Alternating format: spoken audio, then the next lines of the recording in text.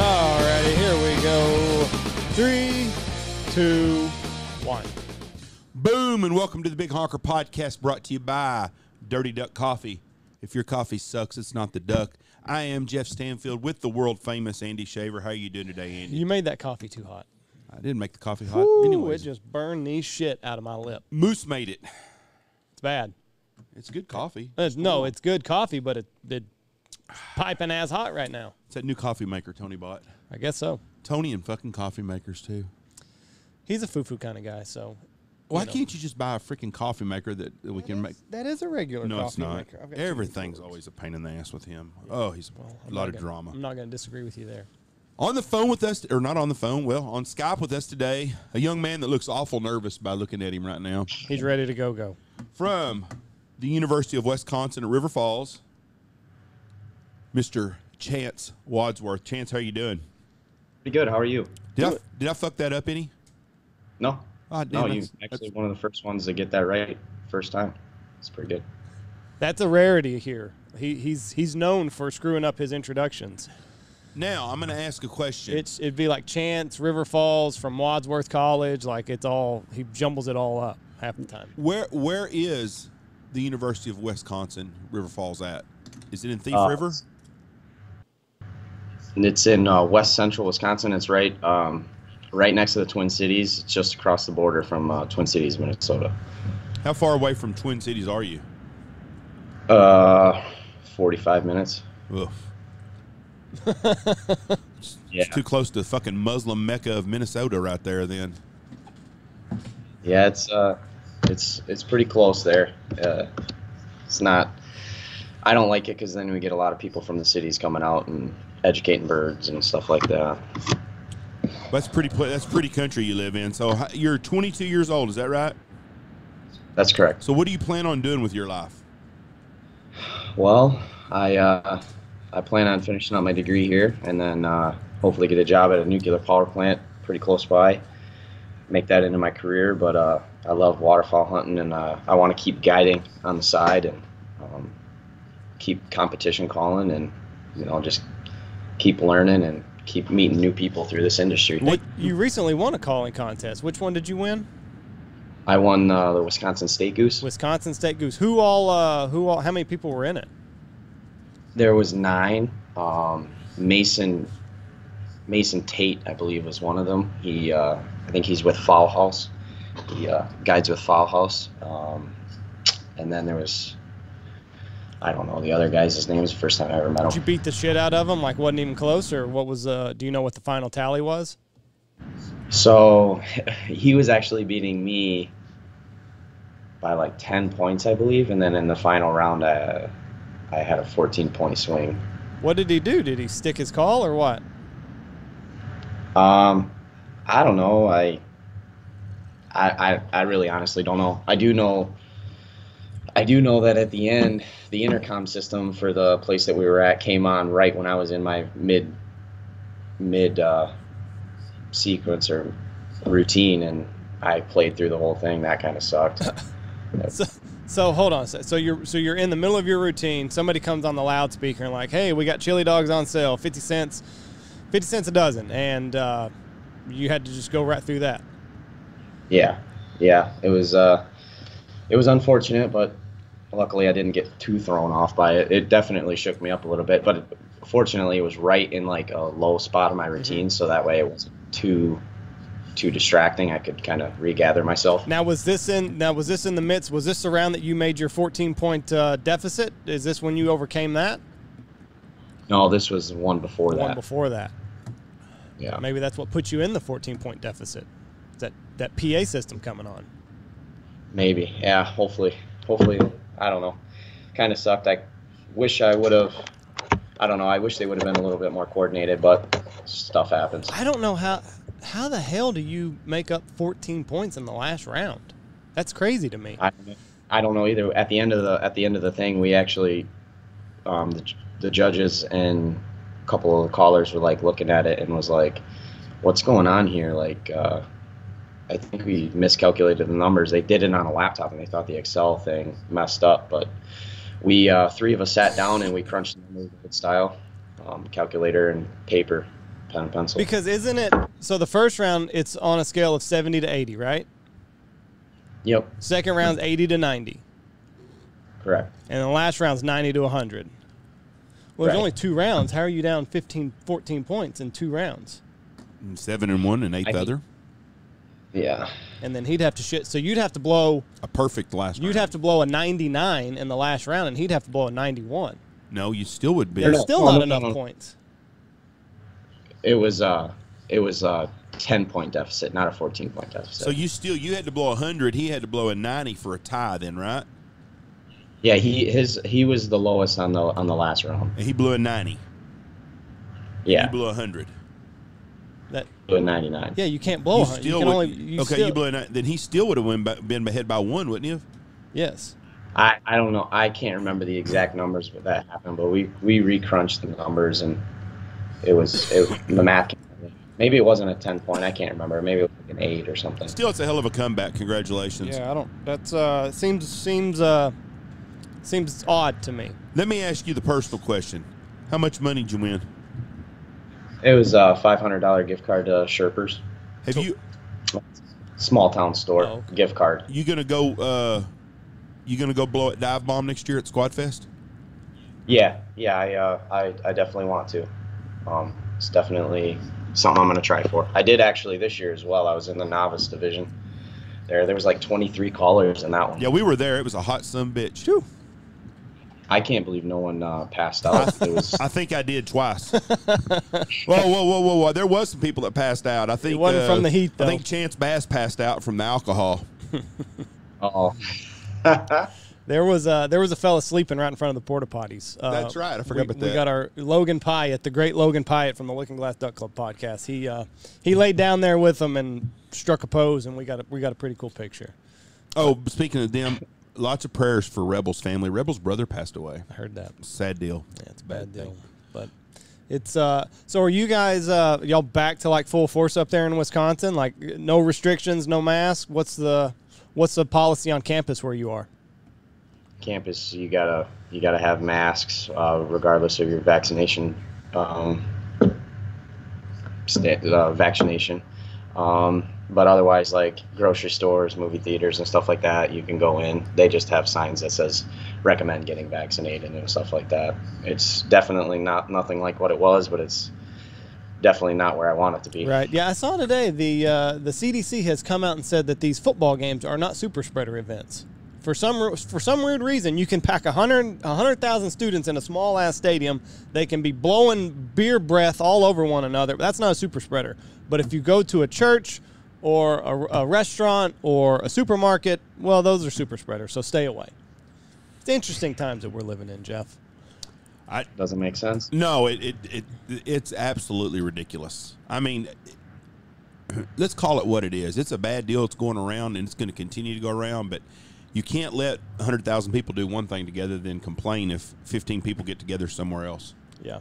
So you're in the middle. So when did your season start in Wisconsin? September 1? Yep. And then you went and did early season goose in North Dakota. When did you do that? Well, I got there August. I think it was August 11th. Scouted for 3 days, and then we had our opening day on the 15th. Were there a ton of people there this year, or was it not as much as it was last year? Not as much as it was last year. Last year we saw 7 different trucks in one area. Jeez. It was. I think everybody last year was like, "Fuck, we're not getting into Canada. Let's just go to the Dakotas and hope for the best." I think that carrot being dangled, like, "Hey, Canada's probably going to open this year." I think a lot of people skipped on their North Dakota trip. Yeah. Does Canada open the same time as North Dakota, or is it earlier No, or later? It opens earlier. Canada's September 1st. Yep, September 1st it opens. So in North Dakota, what I was getting at is, a lot of people are like, fuck, we're just going to go to Canada in 2 weeks. We'll skip the early season. We'll skip the heat in North Dakota this year and just go to Canada 2 weeks later. So that probably helped you guys out. How many trucks did y'all see this year? Like 4. Oh, really? Like So about 3. half as many as you saw the year before? Yeah. So was it hot? No fun. Mornings were cool, but it like that midday, afternoon, 90 degrees. Whew. It was pretty bad. You got to clean the birds right as you get home. They're going to fucking start stinking it up Yeah. if you wait too much Yeah. longer. Oh. Or you could. I like to let them sit a little bit and ripen up. Oof. Oh. What? I like that goose flavor. You like what? I like the goose flavor. Eesh. Oh, motherfucker. That makes me want to throw up. This coffee. God. So when you, God almighty, I'm just thinking about that. Oh, it makes me want to throw up. They're already greedy. The guys that are going to Canada right now, we've had absolutely no fronts at all. I see you're wearing a flannel shirt there. Is the temperatures, are y'all still warm up there, though, for normal? We're on average. Just 2 days ago, I think it was 38 degrees. Man, it must be nice. I looked at the weather a minute ago for Minot, North Dakota, for Carrot River, Canada right now, where we used to hunt at up there. Their 10-day forecast, 66 degrees is the high 10 days from now. It's going to be 84 tomorrow up there. Wow. That's almost in the Arctic Circle. Jeez. But, I mean, in a way, that's kind of good for you guys up north because your birds aren't leaving. Right. So you're going to get an extended hunting season where a lot of times they start shipping out. If it stays warm like this, then your birds are just going to be right there waiting for you guys to pound on them. Right. We've had a couple good north winds and good pushes. 2 weeks ago, we had 3 days where it was north winds consecutively, and 2 of them were a cloudy night and a cloudy day. I saw like 30 flocks of migrators. Really? In one spot. All my Nick Johnson and Tim Steele and a couple other buddies, they all hunted in different areas, and they saw a bunch of migrators pushing down. We've actually got quite a bit of new birds, fresh birds, since September 1st. Now, do you hunt the molt migrators like everybody else up there does? I try to. I just got into it last year. Normally I just trafficked or hunted X's, but then when me and my buddies broke down first flock of migrators, that was something special. That was super cool. And they're like 400 yards up in the air, and they just start maple leafing down. That's fun. I can't remember who it was. I think it was Jordan. I can't even remember how to pronounce it. Is it Kyle? Kyle or Keel? Yeah. Kyle. He posted a video, I guess yesterday, of doing the same thing. Molt migrators way up high, little specks in the air, and just fucking wails on them on the goose call. And then you just they slowly start to break down, and then it looks fun. I envy you guys. It is. And it's like one of the only times you can really I guess not one of the only times, but it's when you really wail on them, like in a competition that you can really start to do all that fun stuff, the fast stuff, and the spit notes, quick spits and stuff like that, like super fast. So that's super fun silent hunting. There's got to be somewhere right now, somewhere in these flyways, it's got to have some problems with this weather, though. What do you mean? Because there's absolutely no weather at all. There's somewhere, either in Canada someplace, they're waiting for birds to come from further north, or somewhere in the Dakotas or somewhere, they're stale, because we have had no winter at all. None. I mean, we're talking even in the Dakotas, Minot right now, they're 89 degrees today, 93 tomorrow, and they're 71 in 10 days still. They're not even in the 30s. Well, all that stuff's quite a bit further west from you. Like, Right. How far is North Dakota from you right now?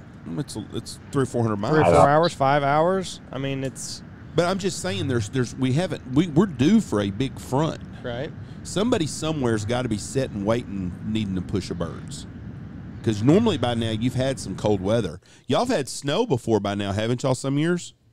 Oh yeah, but I mean it's hit or miss. Like last year, we never had a snow stick until December 25th, till like Christmas. But you usually have some cold weather by now. Yeah.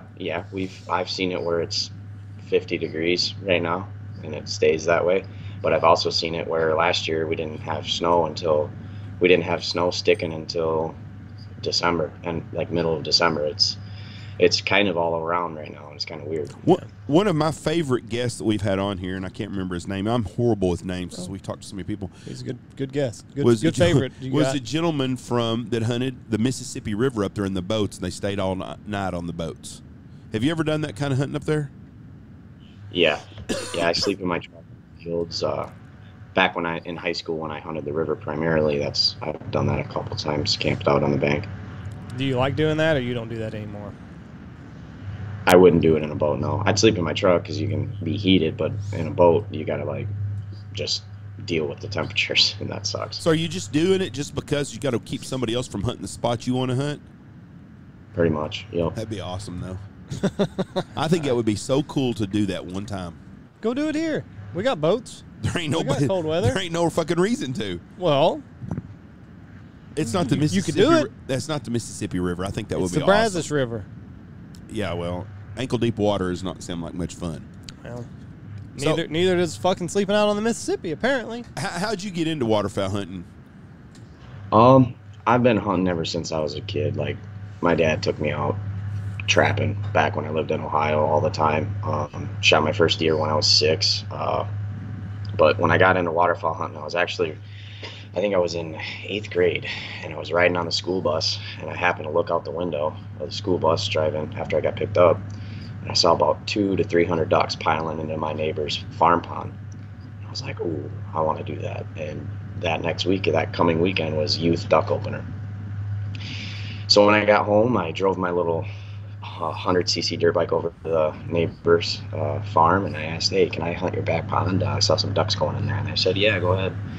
And drove my dirt bike with a couple of my dad's old decoys and my little shotgun, and used a phone light as my light, and I drove over there, and I dumped the whole box of shells just to shoot 6 ducks when I was like 13, 14, or I think I was 15 maybe. I didn't have my driver's license for sure, but and ever since then, 200-300 mallards and 1 duck's just piling into this little tiny farm pond. And ever since then, I was hooked. What kind of ducks were they? Do you remember?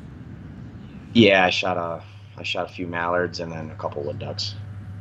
Good way to start. Yeah, no shit, right? Mm-hmm. Fast-paced morning if you shot a whole box of shells for 6 ducks. Well, and my batting average back then was not good. My batting average still isn't good. That's the national average is 1 for 5 shells, so you were above the average when you were just starting. That's crazy. Oh, there's a lot of shitty shots in the world. Right here is one of them. So, how'd you get in? So then you jumped in. When did you start getting into competition calling? So I learned how to duck call and stuff like that, and then I started goose field hunting, and I picked up a goose call, and I just slowly started to learn a little bit off of YouTube and some DVDs, like, and then I saw, I think it was Hunter Grounds' World Champion video on YouTube, the 2007, I believe it was. Greatest routine ever, period. Stop. And I watched that, and I was like, oh, man, I want to call like that. And so I just started grinding real hard by myself, and then I did that for like a couple of years. And then I reached out, my one buddy, Eric, knows Tim Steele, and they hunted together once. And then I reached out to Tim, and I was like, hey, do you mind like trying to help me? I want to try to learn all the different notes of goose calling, and maybe one day competition call. And he's like, yeah, sure, come over. So I drove an hour and a half to his house on the other side of the cities, and started meeting up with him, and he gave me like a little sequence to practice, and I just grinded real hard for about a year and a half, and then that's where I am today. So you've only been practicing for competition calling a year and a half, and now you've already got a win under your belt. Is the timeline right on that? Pretty much, yeah. Wow. That's crazy. I my girlfriend gets kind of mad at me because I'm blowing my call 24/7 in the truck, at home, whenever I can. My parents get mad at me. They shut up. That's what they tell me. You got to find a field somewhere and just go out there and rip on it. Oh, yeah. They'll kick your ass out of the house if you're not careful. Every place up there has a basement. What do? I go to the basement and just rip on it? No, we don't have a basement. We got a big pole shed that I go in. It's built like a man cave. That's kind of like where I stay Right. to get away from my parents. And I practice out there a lot. But mom and dad are always coming through, doing their shit out there. They got a little hobby farm, so they are always in it. Yeah. And they got stuff. So on average, I mean, you're practicing every day? How many hours a day are you practicing at this? On the low end, half hour. On the high, what about on the high end? A couple days I've reached probably 4. Woo! Your mouth has The one just day- got to be like fucking numb by the end of that. Yeah, because then the more you practice, the sloppier you get. Yep. So then you just gotta stop and take a break sometimes. But I think one day I did 21 routines in one day. Jeez. Now, are you recording yourself as you're doing these this practicing, or are you just basing it off memory? No, I record myself just to kind of like listen to my routine after the fact and make sure I hit everything that I want to. I don't keep them all. I delete them right after I listen to them. So, but yeah, I record myself. Try to make sure I'm at that 130, 135 time mark, or maybe I need to up it to 140 because I'm usually never seeing the light at the end. Like I'm like going 115. Oh, really?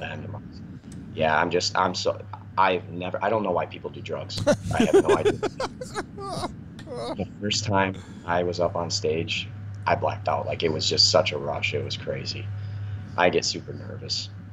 But So I don't know why people do drugs. So are you note by note, or are you segment by segment? I try to be note by note. I kind of have a couple where it's segment orientated, where it's like kind of fast, and I don't know. I kind of just know that I'm gonna do a double cluck, moan, cluck, something variety in that, and I'll do a segment. But most of the time, I'm note for note. Right.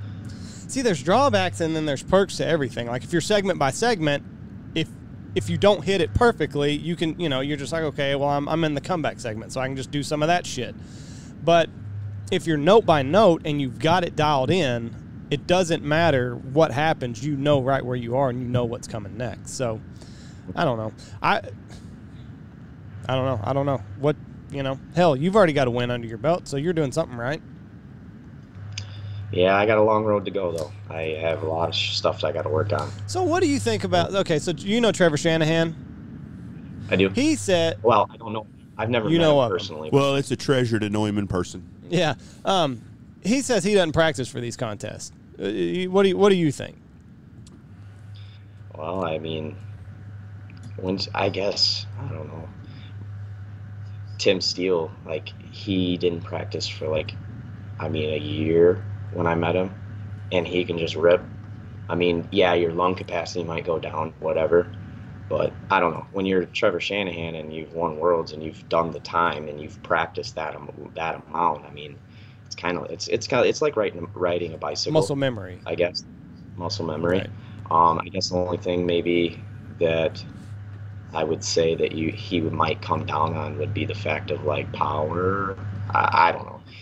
Every time I had dive bomb, he was phenomenal. He was super toned, super powerful. So I don't know. What's funny is his he did not take.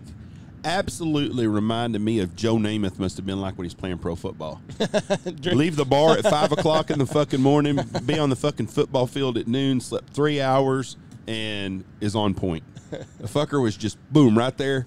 And when he sat and talked with us, the 16 hours that we talked to him over the couple of days I talked to him for 45 minutes last night. Did you? He fucking FaceTimed me But second half of the game. But he is not he is fucking damn good at what he does, but he does not take it serious at all. He just kind of goes with it. That's got to piss guys. If I was in the competition calling contest scene and I'm busting my balls for an hour and a half a day, and then this motherfucker with long hair, Jesus-looking guy, just strolls in. He's got about 30 minutes of practice time in the last year, and then he puts up a second-place finish at dive bomb. That would piss me off. Does that piss you off? Not really, just because he, to get to that point, he's probably put in the time, and then also the fact you kind of got to worry about you. I mean, in the fact I don't try to when I as at dive bomb, I lost. I wasn't I wasn't good enough. Right. And that's why I lost. That's why I didn't win. So I always try to focus on me and not worry about what other people are doing. Because once you start doing that, then you start being that guy and stuff like that. That's just the way I look at it. I just try to worry about what I'm doing and make sure I win next time. That's a very good attitude to have. Just worry about yourself. Just make sure that you've got, you know that you've done the time, you know that you've done the practice, and then you're ready to go when your number's called. Put your best routine out there, and don't fucking worry about anybody else. Because you can't control anybody else. You can't control what the judges hear. All you can control is the effort that you put forward. So that's a very healthy attitude to have. But you see a lot of guys. Number one, I think a lot of guys think Trevor's full of shit. That he is a closet practicer. I don't think so. I personally don't think so. Just because. Why would he lie? Right. I mean, but I think a lot of guys are like, yeah, he's full of shit. He practices all the time. But it is what it is. But doesn't he make his own calls? Yes. Yeah. So doesn't he tune them and stuff? I don't know. Who knows? I think they just come out sounding good. With knowing Trevor, it probably he just shits out a call. So maybe that's where he's getting his practice. It could be right. Yeah, it could be like just like this. It does just enough tuning calls just to keep his lung capacity kind of where it needs to be, and then he can take 2 weeks before a contest, and it's kind of where he needs to be. I know you don't watch football, but like Aaron Rodgers. Aaron Rodgers took all preseason off. He's in Hawaii. He's banging that. He looked shitty the first game. But now he does. Now he looks like he's fucking December. Now he looks like Aaron fucking Rodgers again. It took him a week. I just want to give an old shout out to my good friend John Manny Manuel. So really sorry to hear about the Niners last night, big boy. There you go. I said it now. And Tampa Bay. Oh yeah, and Tampa. Well, he had a bad day, didn't he? He did. He did. So did you wrestle in high school? You said before we started, you said you were a wrestler. Did you do it in high school, or did you do a little bit in college? No, I didn't do anything in college. I didn't play any sports in college. I did it in middle school, and then I did it freshman, sophomore, and junior year. I didn't do it senior year, but I didn't even wrestle really those years because I had a frickin' skin disease every year. What, so, like staph? Like ringworm on both my legs my freshman year. Then my sophomore year, I had a fungal infection on the side of my head, and it made the hair. They called me mange boy in high school because. I was fixing to get on to Andy for bringing this shit up because he always brings out. Someone says they got a condition, and Andy, like what? Well, no, staph is a very. I understand that, but now that he's embellished on this, it's okay for you to be an asshole now. So go ahead. Staph is very prominent on wrestling mats, and I didn't know if that was the skin disease that you had. His friends called him mange boy. Yeah, it's not very nice. That is fucking awesome, is what that is. I'm telling you right now. I'm an asshole that would have said something like that to you. Let me tell you. Hey, I want to tell you a story. I know you don't know much about us, but Andy, this weekend, we have a person that works for us that has. This is going to be rough. Has been using some favors to lower their rent prices, if you know what I'm talking about here. And one person told us about it. Andy asked this lady in front of everybody about it. Can you imagine asking that? So I heard you're swapping out your rent. Listen to me. That's what he asked in front of everybody. Hold on. And I turned around and walked out the deal. I was so embarrassed. Andy comes in 15 minutes later in the office. Now, Jeff, we shouldn't really dwell in the past around here. We shouldn't. We shouldn't. Shit happens. Shit happens. Why are we going to bring up the past? Listen to me. You did when you said that. Is it my turn yet? Can I explain myself? Yes. Okay. So, when we got this piece of information, when we got this information, they did not act like it was a big secret. They told 5 or 6 people. We were all sitting around the dinner table. They said it. So, I don't know that it's a big fucking secret if you're just going to tell everybody that's within earshot. So, I don't think anything of it. So, when I see this person, I thought, number one, I half-assed thought it was bullshit. I thought that this person was just just talking shit. When you saw the look on her face, did you know it was real? When I saw the look, I was like, ooh, okay. maybe this has some teeth to the rumor. I don't know. And then, it just got worse. But, like I said, this is like 70-30 on the person that told us because, you shouldn't say that if you don't want it getting back. So you're taking 30% of the blame for this? At max. It might just be like 20%. This is not my fault, Jeff. This is not my fault at all. This is Andy's deal, though. He always does shit like this. Telephone, telegraph, tell Andy, so because everybody's going to know. Did you get a skin disease your junior year also, or just your? What was it? Nope. Infantile. Infantile. I had that when I was a kid one time. What is it? Just a skin. It's like It's not. It's really bad when you get it internal. If it's on top of your skin, it's not too bad. It's bad, but you got to get rid of it. But then once it gets internal, that's when it starts to spread. And we actually had a kid almost die from it. It got to his lymphatic system. It's a fungal infection, isn't it? I can't remember if it's fungal or viral. I can't remember. Is it painful? Just like a fucking real shitty, like, just achy flu. Like, just put you down. All the time.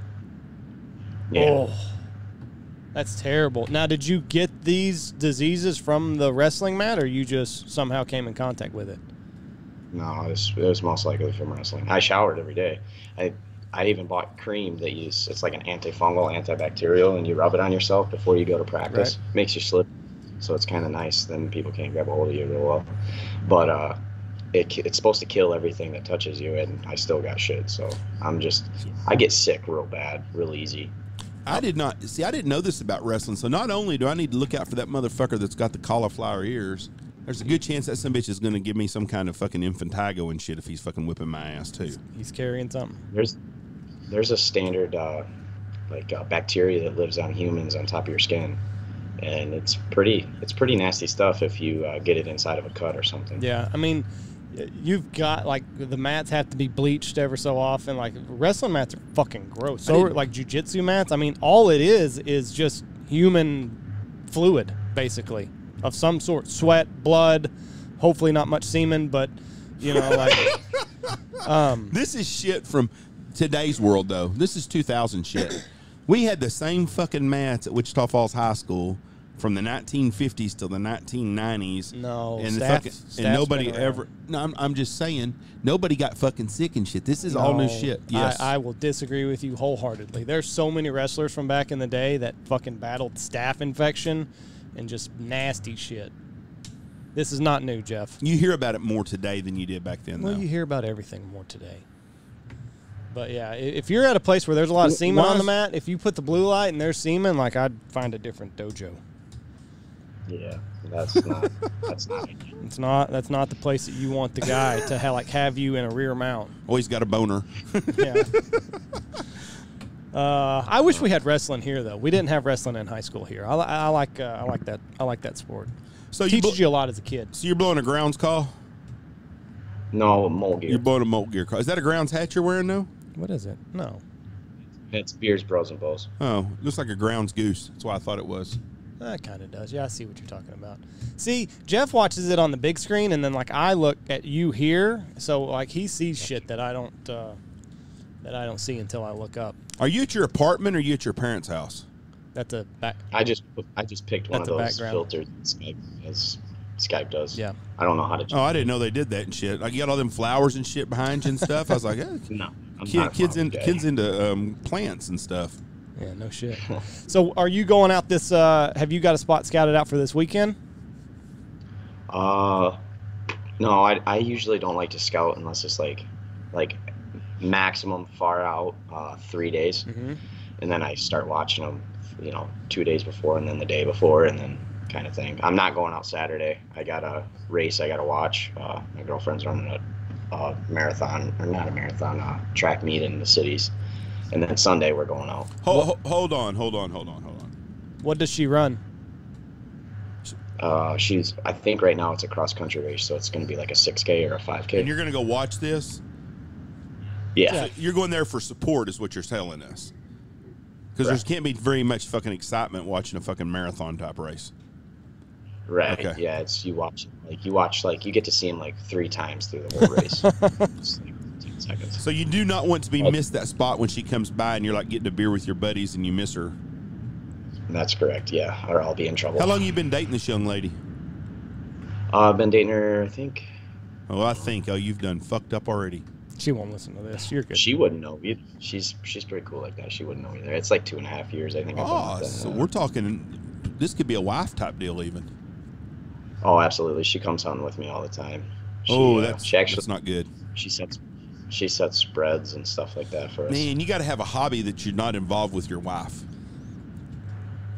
For all the women that hunters, and we've got a lot of women listeners, I don't mean nothing derogatory because I'm sure there's some shit they'd like to do without their husband. And that makes plenty of sense. But you got to have separate ways that you go and do shit. Am I right, Andy? Well, here's the deal. You're going to have kids probably eventually. And if she likes going hunting and you've got a couple rugrats, then it becomes like, well, listen, I stayed at home while you went hunting last weekend, so this weekend I'm going to go hunting with my girlfriends, and we're going to set spreads and all this other stuff. So the lines get a little bit blurry. But listen, my wife, when we didn't have kids, she hunted with me.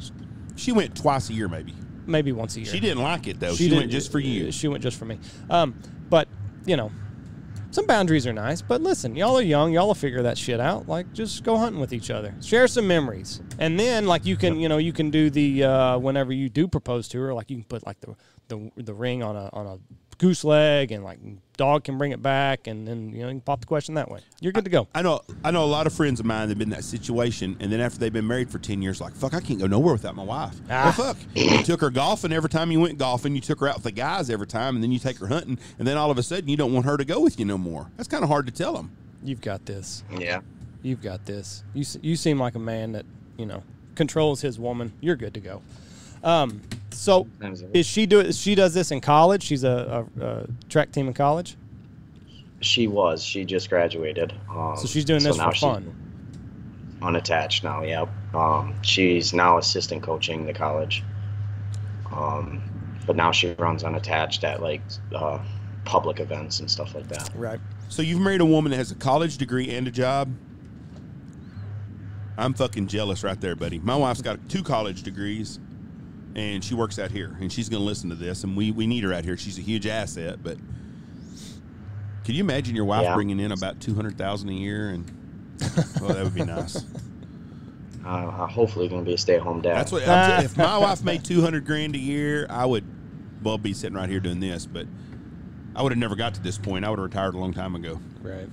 So possibly you're going to hunt Sunday. So you'll start scouting late week, Wednesday, Thursday, maybe start getting some ideas. Now, are they pretty much using the same field over and over again? Like, do you already? It's Monday now, so do you already have kind of an idea of a plan for possibly next weekend? Yeah. I know about like what each city kind of has right now. Right. If we get some north winds and some cloud cover, it could change. They could migrate out of one city and come in hard on the other city.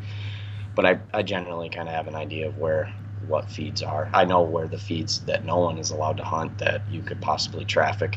There's a couple fields that no one's allowed to hunt just because of the owners, and it's gonna keep growing. The one field is a wheat field, and it's just gonna keep growing. He left the round bales out there, and it's going to keep growing. Why does he not want people to hunt? And that's everywhere, but what is the reason? Just anti-hunter, or? No, he has bulls in the fence. Like, it's a thin field, but real long. And the bulls are right up next to it, and he doesn't want the bulls to spook. But he also has a spring on his property on the other side of the property. And he has like he's got four breeding pairs that come back and breed around his pond, and he just likes a safe spot. And I like it.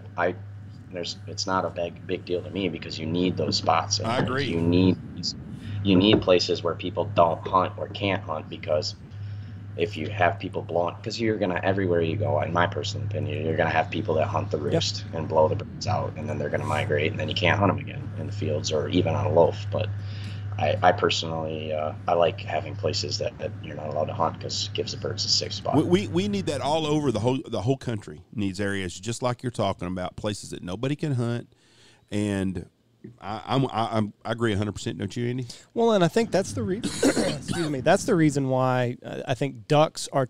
I think that's why they turn nocturnal, is because of the fact that it does not matter where they set their ass, whether it be on a river or a food source. Doesn't matter. They're getting shot at. And it does not take them long to realize the only time that I'm truly safe is at night. So having a safe place, having a spot where a duck or a goose can land and not get shot at, I think it keeps them fresh longer, and I think it kind of keeps them from going nocturnal, in my opinion. Yeah, for sure. I want to get into conservation and build some ponds and stuff and make them like roosts, like 5-acre ponds. I want to try to tie in power to it. It's expensive. It's a goal for way down the road, but I want to get into that and make roosts around the area, and then I know that birds are always going to have a spot to roost, especially when it freezes. Now, you're going to be working at a nuclear plant, right? So you could could you make some of this shit nuclear? No. Can't do it? The security in that is pretty high. You can't. People try to fish next to it, and they have boats that go out there and say you got to get away from it. Now, the lake that's at Rochester, the Mayo, it's not a hot water lake anymore, is it? No, they shut that plant down. From my knowledge, I'm pretty sure I'm right, but I could be wrong. But I'm pretty sure they shut it down. So that had to displace 40 or 50,000 big geese. Ain't that how many big geese used to stay there? Only if it freezes.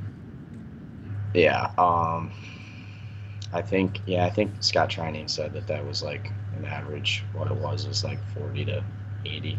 So on a normal winter, those birds have to go somewhere else now, right? No, because I think the lake doesn't freeze over. It's a giant deep lake. I don't think it freezes until after season. Oh, okay. Or end of season, but definitely it reduced the numbers just in the fact that the water is a little colder. They can't, and it does freeze a little bit around the edges, but there's still open water. It's not as visible either. Right. Nope.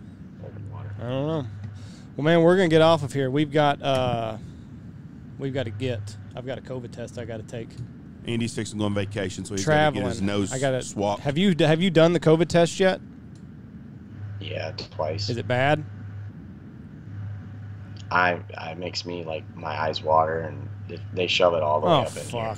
What? They're gonna pop my brain. I had that fucker done in Mexico just a month ago, and them fuckers didn't do nothing but just go around the little edge of my. They didn't even go in a half inch. Well, they don't want a positive test because exactly they got to keep you for 2 extra fucking weeks. So I've got to go pray to God that they're not gonna like pop an eyeball. It's like that long. Fuck me. I'm gonna video it because they're doing it in the car, so I'm gonna laugh my ass off the whole time. I hope not. Contest calling, they're pretty much all over with, aren't they? The contest season. Is there one more maybe? I think there's Salt Lake, and that is January, February, and then there could be 1 or 2 more, but I'm pretty sure most of the bigger ones are done. They usually happen during the summer. Are you gonna go to Salt Lake? I'm gonna try to. There you go. For sure. You got plenty. I'm gonna try to head every one I possibly can. Yeah. Stage time is bad. You got plenty of time to practice for it, so you should be a polished machine by the time that contest rolls around. Hopefully. Well, good luck to you on. Hopefully, you get out Sunday. You get all the birds that you're looking for, and keep practicing, my man. And good luck if you end up making it to Salt Lake. Thank you. I appreciate you. You bet. Hey, thank you, bud. God bless you. Have a great day. See you, buddy. You guys as well. Thank you. Chance Wadsworth, Wisconsin. And we didn't talk Packer football much. That was really cool. He doesn't watch football. Hard to talk to a guy that doesn't watch. Hard to talk football when they don't watch football. What a game last night. Phew. What an absolute game last night with some terrible calls. There were some PIs that I did not agree with on both sides of the ball. The officiating in the NFL has been bad all the time. In football, in high school football, they're having trouble getting refs in Texas. I don't doubt it. That's extra money, too. I don't understand that. That and being a volleyball judge and all that shit makes a lot of extra money. I'm trying to think. There was a call against the Niners and a call against the Packers that I thought. Well, the Devontae Adams non-call hit him in the head was pretty damn obvious. That was one that probably should have been called. I didn't see the call before the halftime that the coach was raising hell about and said you gave him 7 points. I don't know what it was. So I don't either. See, and I had to put Reese to bed. Like I thought it was like fourth down or something. I don't know what happened. And I thought they were about to kick a field goal, so I was like, hell, they're going to kick a field goal. Rodgers going to knee on it, and it's going to be halftime. I put Reese to bed, came back, and it was still in the second quarter. I thought, what the fuck is going on? Yeah, they had something happen, and Mom was talking about it, and I wasn't paying attention. I was doing some emails and shit. So I don't know. It was just like Brady. You cannot leave time on the clock. No, and I was trying to write a Cletus and Ollie story for Split Read, and I was working on that, and fucking I looked up, and I had written half a paragraph, the whole second half. Yeah. It's a good game. It was. Green Bay is a lot better football team than I thought they were, especially after week 1. I thought they were going to be absolutely horrible. And the Saints are not a bad football team. Green Bay's line. If they don't get Bakhtiari back soon, that's going to be their weak spot. And college football-wise, Arkansas is damn good. Yeah, they might be a real deal. Really good football team. They might probably have trouble with Alabama, but other than that, Arkansas is a legit top 5 football team in this country, I think. I hate to tell you that because of Asher Tolliver, but Arkansas. All right, well, we appreciate everybody listening. Thank y'all. God bless y'all. Have a great day. Go check out all of our great sponsors, and also thank you for listening. We really appreciate it. Check out Bangtail Whiskey, Eyesight Drones, Stanfield Hunting Outfitters, Goose Creek Retrievers, Gun Dog Outdoors, Looking Glass Duck Club Podcast, Our Prayers Are With You, Rebel, Lucky Duck, Dirty Duck Coffee, Boss Shot Shells, Dive Bomb Industries, Pacific Calls, and Shin Gear Raiders.